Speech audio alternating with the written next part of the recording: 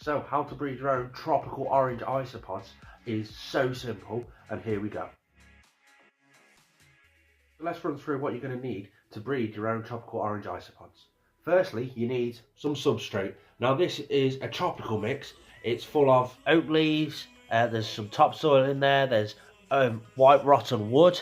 There's loads of bits and pieces in here, bits of hydroponic charcoal, absolutely everything you could possibly need. It's just a general good tropical bioactive substrate. You're going to need some white rotten wood, a hammer.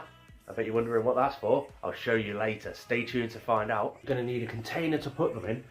I'm going to use a blast plast tub, a little 1.3 litre blast plast tub, and I'll show you why later. And then finally, some leaf litter.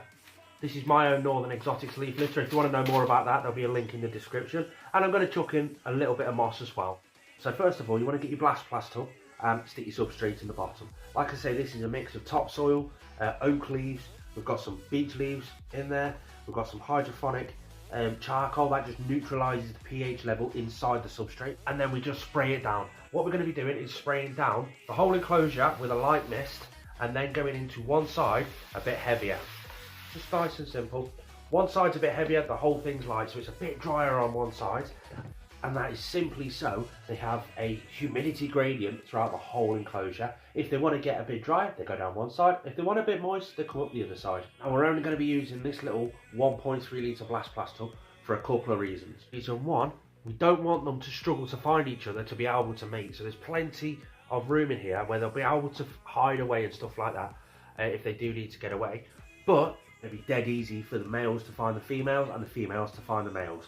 There's enough room in there to hide, but enough room in there to mate. And I want it to be quite humid in there, so the lid has only got a couple of little air holes, and I don't need to make any additional air holes in there. That is enough. Once you've done the substrate, what you need to do is get some white rotten wood in there. That's the main source of food that they do eat, white rotten wood and the oak leaves. And we'll get the hammer and the leaves. This piece of wood, nice big thick chunk, I found it outside. And I left it in the freezer for a week or so, and that killed off all the microfodder that was on it, all the fungi, all that sort of stuff. And then I just let it dry out for close to 6 months. You can use it a lot earlier than that, but 6 months is what I use. And I get my hammer, turn it around, and just start chipping away. I've got a big bucket underneath, and all those little bits of wood that you've chipped off are what are going to feed your isopods. So then what we do, we get our little bits of oak, and we just pour a few bits in. Mix it in with the substrate. Just like so. We get a big piece and stick it on the top, and they'll hide underneath that and burrow into it. We then get our little bit of moss and we just dump it in a corner, pat it down a little bit, and I've got a little bit of moss left over, so I'll drop it over here.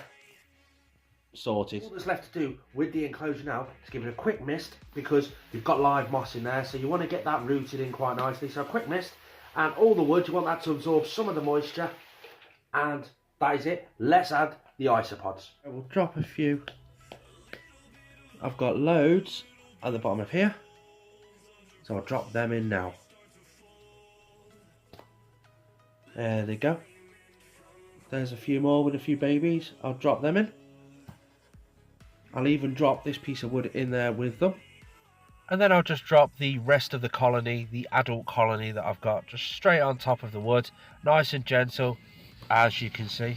And then now they're just going to be rummaging around, finding their little hiding places, find their little safe spaces, find where the food is, and just generally explore their new habitat. All I'm going to have to do is simply spray down one side of the enclosure once a week and give the whole enclosure a mist once a week. Dead simple to do. With regard to temperatures, I just have to keep it at room temperature. If I can get it slightly warmer than room temperature by putting this enclosure slightly higher in the room than the rest of the enclosures, then that's perfect. That's what I'll do. So that is that. Simple case now of adding a little bit of leaf litter on the top. Not too much, because you don't want them to climb up the leaf litter and out the little holes on the top of the blast plast tub. Yeah, enough leaf litter for them to chew on. I'm going to get my leaf litter, crush it up and drop it, just sprinkle it on top of all the substrate, but not the moss. You can also feed these on bits of carrot, so I've got a piece of carrot and I'm going to drop it down in the back corner, and they're going to have a little munch on that too. And then this is the complete setup with them exploring. Let them settle down and then they'll start to reproduce. And that, guys, is how simple it is. Let's have a quick recap. 1 litre blast plast tub, tropical bioactive substrate, a little bit of moss, some white rotten wood for them to eat, some oak leaves for them to eat, a little bit of carrot for them to eat. One side more humid than the other. Drop them in, stick the lid on. Room temperature does them just fine. If you've enjoyed that video, hit the thumbs up. Don't forget to like and subscribe the video, and I'll see you all